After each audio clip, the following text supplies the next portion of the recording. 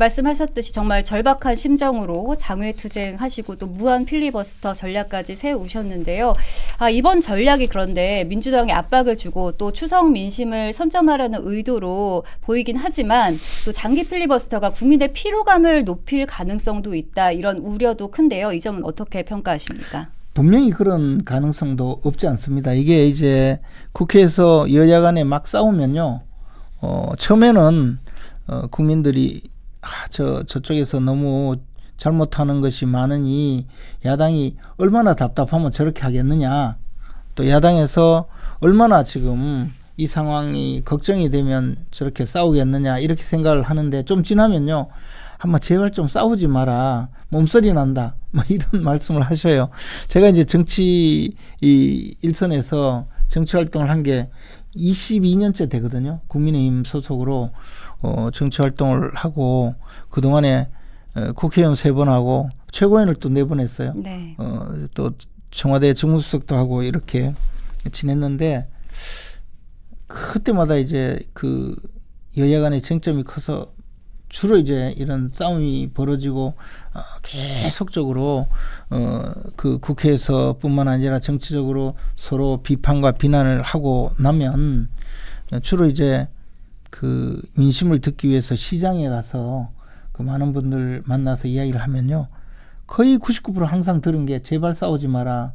뭐 그렇게 해먹을 게 있어가지고 좀 표현 뭐 그래 해쳐먹을 게 많아가지고 그렇게 싸우냐. 그러면 아니 그냥 두면 저끼리 다 해쳐먹으니까 못하게 하려고 이렇게 싸웁니다. 이렇게 또 어른들한테 말씀도 드리고 했거든요. 그래서 저는 항상 제발 싸우지 마라. 제발 좀 국민들한테 힘들게 하지 마라. 이런 얘기를 지난 22년 동안 정치 현장에서 들었는데 최근에는 항상 저한테 하는 말이 제발 좀 제대로 싸워봐라. 왜 그렇게 흐리멍텅하고 국민의힘은 한 싸울 줄도 모르고 맨날 그저 뒤로 꽁무니 빼고 싸우는 사람도 없느냐. 이거 이렇게 가면 안 된다. 이재명 정권 제발 좀 어떻게 해결 좀 해라. 이런 이야기를 너무나 많이 들어요. 국민들이 그만큼 울분에 차 있고 분노에 차 있는 분이 많다는 거죠. 물론 우리 당 지지자 아니고 이재명을 지지하는 개딸들이나 이런 사람들은요. 뭐 얼굴 보면 욕하는 사람도 있죠. 제가 쓴 글에 댓글을 달면서 온통 욕을 도배를 하고 가는데 그런 사람 추적해 보면 주로 이재명 지지자 또는 특정 지역 특정 지역을 비난하면서 공격하는 분 이렇게 아예 성향이 다른 분 그런 분들이 아니면 전부 제발 좀 제대로 싸워라. 싸울 줄 아는 사람이 없다. 이런 이야기거든요. 그러니까 우리가 지금 이런 부작용 필리버스터도 하고 장애 집회도 하고 이러면 국민들이 걱정하면서 그만 싸워라. 지겹다. 꼴보기 싫다. 이렇게 이야기하는 그런 걱정보다 오히려 더 많은 분들이 야당 역할을 하지 못한다는 거기 때문에 지금은 그렇게 말씀하신 대로 이거 국민들에게 역풍이 불 걸 걱정할 때가 아닌 것 같아요. 그렇습니다. 네. 그러면은 마지막으로 장외투쟁 일정 혹시 당장 소개해 주세요. 이번 주 일요일에 서울에서 네. 또 그 대규모 장외투쟁 그리고 대중집회를 하면서 이재명 정권의 이 폭압적인 정치, 우리가 대선 때 말했던 괴물 총통 정권이 이제 드디어 사법부까지 압박하면서 사법권 독립도 이제 무너뜨리고 입법, 사법, 행정을 모두 한 사람이 틀어지고 폭정을 자행하려는 이 상황을 국민께 알리려고 합니다. 그래서 국민들도 이 현실을 좀 제대로 알고 함께 이재명 정권이 독재 정권으로 가지 못하게 막는데 그 대열에 함께 해주시길 바라는 마음으로 저희들이 이 장외투쟁을 계속해 나갈 예정입니다. 네, 이 절실한 마음에서 시작한 국민의힘 장외투쟁과 또 앞으로 당내 그 통합의 기운까지 좀 짚어봤습니다. 자, 다음 이슈로 넘어가 보도록 하겠습니다. 민주당이 헌정사상 초유의 대법원장 청문회를 하겠다고 해서 논란이 일고 있습니다. 대법원장과 대법관을 청문회에 출석시키겠다는 건데요. 이를 두고 대선 개입 프레임으로 사법부를 길들이려는 시도가 아닌가라는 지적이 나오고 있습니다. 어떻게 평가하십니까? 이거는 있을 수 없는 일입니다. 우리가 이제 사법권 독립이라는 게 뭐 판사들이 마음대로 재판하라 이런 의미가 아니고 권력자에게 사법권이 넘어가면요. 권력자에게 친한 사람은 죄를 지어도 무죄가 되고 권력자에게 밑보이면 죄가 없어도 없는 죄도 뒤집어 씌우고 그 억울한 재판을 하게 되거든요. 그래서 사법권은 완벽하게 독립해서 자격이 있는 판사 또 자격이 있는 법관 그리고 그 법관이 법과 양심에 따라서 재판을 할 수 있도록 모든 제도적인 뒷받침을 해주는데 지금 이재명 정권은 이 사법부가 자신을 유죄 판결을 했다는 이유로 그 조희대 대법원장이 지난번 대선 전에 이재명 대통령 후보자를 그 선거법 위반으로 유죄 취지로 서울고법에 파기환송을 했지 않습니까? 그런데 그때 대법원에서 정말 국민들이 바랐듯이 파기 재판을 했으면 직접 유죄라는 판결이 있었지 않습니까? 그러면 유죄니까 거기에 대고 피고인 이재명은 유죄로서 선거법 위반으로서 뭐 징역 1년이 처한다 해가지고 그냥 감옥서 보냈으면 국민들이 이렇게 힘들지 않았지 않습니까? 근데 그것을 또 파기환송을 해서 서울고법으로 보내니까 서울고법에서는 원래 이것을 무죄 판결을 했던 데니까 재판을 중단해 버렸잖아요. 그리고 그 뒤로는 그 이재명 피고인 이재명에 대한 재판 5개 재판이 전부 다 중단이 돼 버렸어요. 그렇게 되었는데도 불구하고 어떻게 보면 이 사법부가 알아서 기는 것처럼 보여지게 뭐 우리가 바람 불기 전에도 풀이 먼저 누웠다고 표현을 했는데 그렇게 사법부가 이재명 대통령 앞에 알아서 기는 상황이 되었는데도 불구하고 이재명 대통령은 자신을 유죄 판결한 조희대 대법원장과 대법관들이 너무나 미운 겁니다. 그러니까 대법원장을 쫓아내기 위해서 지금 목을 조르고 있거든요. 그러니까 뭐 전혀 근거도 없는 근거뿐만 아니라 조작된 것이 너무나 명백한 AI 음성을 통해서 무슨 수사를 받으라고 주장을 하고 또 더 나아가서 한덕수 전 국무총리와 회동이 있었네 마네 하면서 국회에서도 폭로하고 고발까지 하고 하다가 이제 와서는 이제 그게 무의미해지니까 국회에서 압박을 하기 위해서 청문회를 하겠다. 본질은 당시 이재명 후보를 교체하려고 했던 시도다. 그러니까 이게 말하자면 그 재판 자체가 잘못되었다고 주장하는 거잖아요.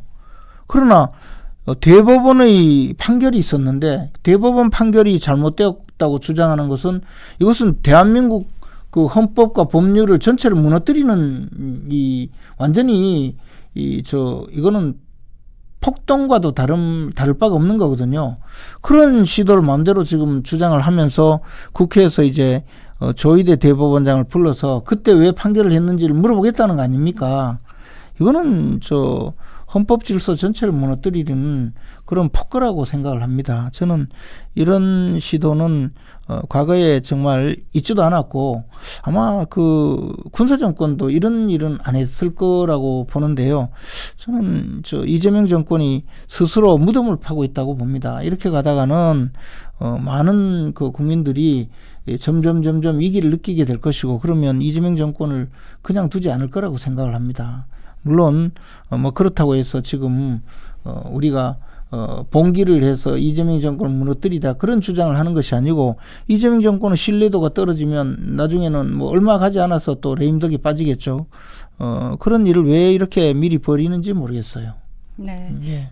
정치적 목적이 강하다 또 사법부의 독립성 훼손까지 좀 짚어주셨습니다. 그것뿐만 아니고 국회가 지금 이재명 대통령이 조희대 대법원장을 굉장히 미워하고 자신을 재판을 했던 조희대 대법원장을 괘씸하게 생각하니까 앞장서서 이제 지금 그 과잉 충성하느라고 또 저렇게 일을 벌이고 있고 그런 것을 이재명 대통령은 아주 즐겁게 보고 있으면서 속으로는 쾌재를 부르고 있겠죠. 그러나 이것은 헌법과 법률을 무너뜨리고 우리나라 민주주의를 말살시키려는 그런 시도이기 때문에 결코 있어서는 안 될 일이라고 생각합니다. 네, 잘 알겠습니다. 자, 이번에는 어제 있었던 법사위 이야기 좀 나눠보도록 하겠습니다. 최근 국회 법사위가 좀 조용한 날이 없는데요. 또다시 파행을 빚었습니다. 추미애 위원장과 나경원 의원의 충돌로 정회가 반복됐는데요. 다 영상으로 한번 보시겠습니다. 이렇게 하는 것이 윤석열 오빠한테 무슨 도움이 되십니까, 나경원 의원님? 아니 그렇게 하시는 것이 윤석열 오빠한테 무슨 도움이 되시겠습니까? 네, 국민 입장에서는 법사위가 매번 난장판이 돼서 피로감이 좀 높은데 어떻게 보셨습니까?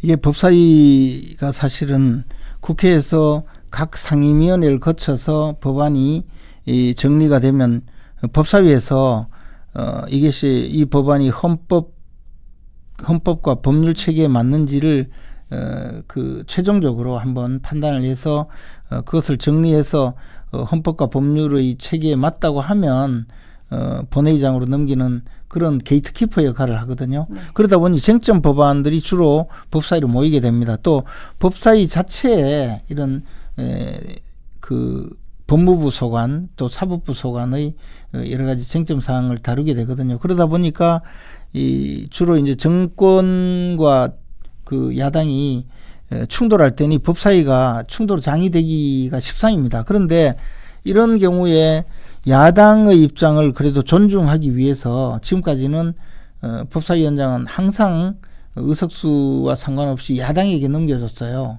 그렇게 하면 야당에서 이 국회를 여당이 막 그 전행하고 장악하는 것을 야당 법사위원장이 좀 통제를 하는 역할을 했죠. 과거에 우리가 여당일 때도 박지원, 박영선 이런 분들이 법사위원장을 하면서 게이트키퍼 역할을 많이 했거든요. 근데 민주당은 지금 자기들이 국회에 절대 다수석을 차지하고 있으면서 법사위원장까지 뺏어갔거든요. 그리고는 법사위원장에 정말 무도한 인물들을 지금 계속 앉히고 있어요.